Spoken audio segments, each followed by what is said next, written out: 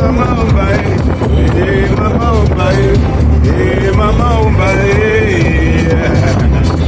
Oh, petit pays.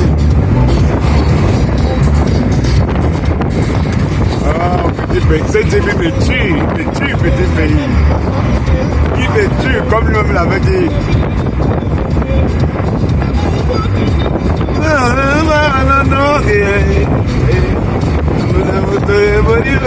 Bon, ok, d'accord. J'essaie de vous faire partager ma joie ce matin avec un petit pays. Mon amour Toundé Bodiba, il était un phénomène de la musique. Une fois que j'ai fini de le dire, bonjour à tout le monde. Je suis toujours vivant. Je vous envoie faire partager, regardez le pays, le Colombien. Tout à l'heure, la vidéo, je me suis inspiré de cette vidéo parce que j'étais devant un camion qui portait les détritus de bois et ma foi, il fallait voir ce que ça faisait en route comme dégâts. Et tu te dis, mon Dieu, ça se passe au vu et au su de tout le monde. Et nous allons traverser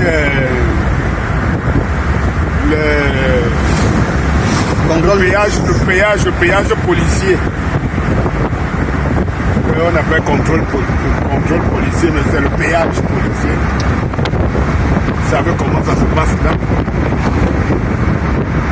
Donc, et ce camion file vers là.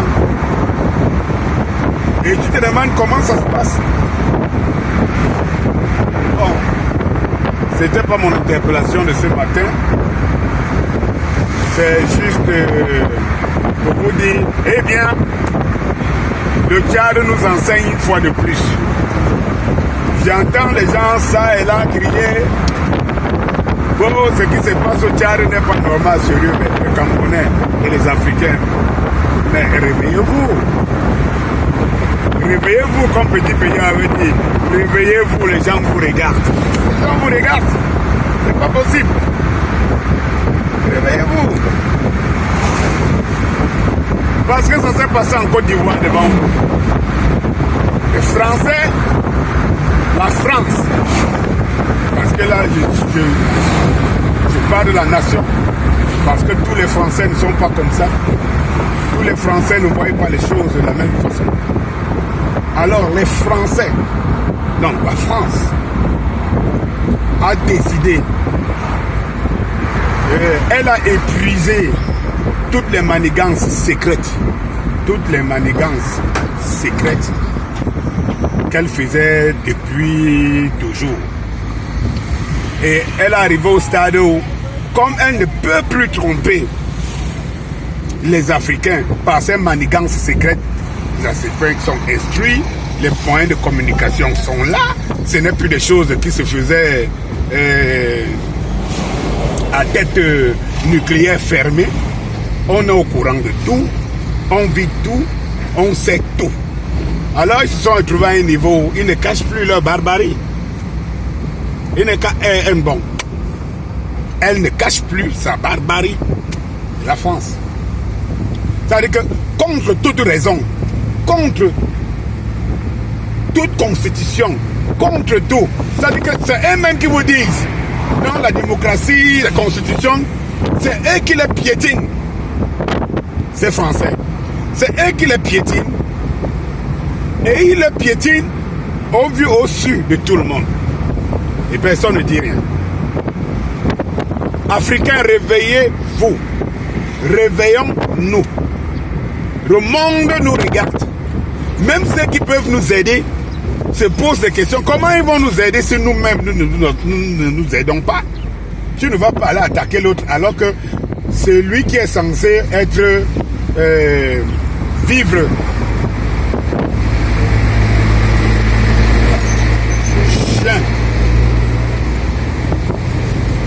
celui qui est censé vivre au calvaire ne réagit pas et tout. La nécessité d'exposer la France, la nécessité de faire une contre-attaque contre la France est indispensable aujourd'hui pour les Africains. Indispensable. J'aime entendre les petits discours, ce n'est pas les Français, c'est les Africains même, les Africains même, c'est les Camerounais qui ne peuvent pas machin truc et tout. Mais attendez un peu, laissez-nous ce sale discours qui sont dépassés. Même l'armée qui va en guerre, c'est qu'elle cherche les têtes pensantes, les généraux, c'est qui disent. Même ces régimes dictatoriaux, sanguinaires, où nous sommes, vous savez très bien qu'à chaque fois qu'il y a un mouvement, on cherche les têtes pensantes. Parce que tant que les têtes pensantes sont là, vous ne pouvez pas. Quand vous voulez tuer un serpent, vous commencez par quoi? Vous coupez la tête. Tant que la tête existe, le serpent est capable de tout. Mais moi, je ne comprends pas. C'est pour cela que je n'ai jamais soutenu le fait qu'on envoie les Camerounais, les Africains dans la rue. J'ai toujours dit, pour aller dans la rue, il faut être unanime. Il faut être sûr que tout le monde descendra dans la rue. C'est pour ça que je n'ai jamais été d'accord d'un mot d'ordre d'envoyer les Camerounais dans la rue se faire tuer, alors qu'on sait que quand ils se font tuer, on ne fait absolument rien.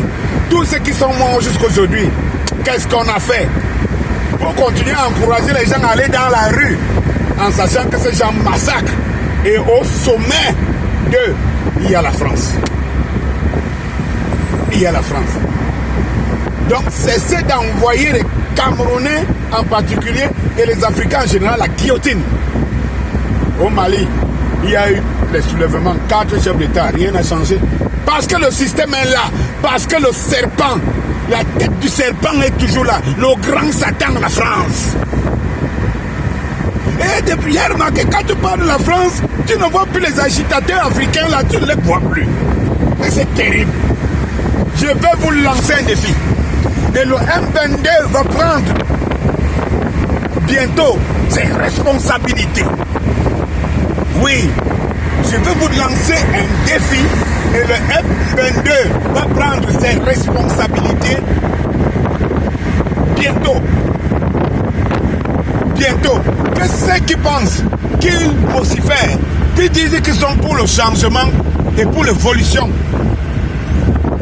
de l'Afrique, montrent leur courage, affrontent la France, affrontent la tête du serpent, affrontent la tête de proue pour que tout cela s'arrête.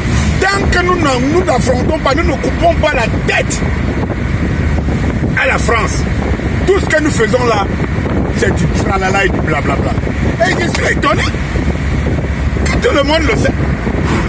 Mais dès que tu parles à la France, même les activistes de la diaspora qui sont en France, dès que tu parles de la France, mais ils vous disent qu'ils sont très courageux. Ils vous disent qu'ils sont... Non, c'est les autres, c'est les Camerounais qu'on ne voit pas la guillotine.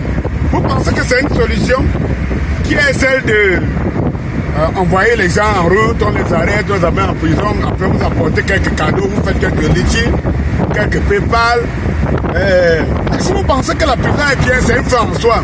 Vous-même aussi venez sur vous faire emprisonner. Vous emprisonnez. C'est vous qui êtes encore les premiers à dire on ne peut pas aller dans la fin là-bas, sinon on va nous arrêter. Et vous estimez que les autres vont y aller. Alors qu'il n'y a pas une protection internationale. On a arrêté Kamto.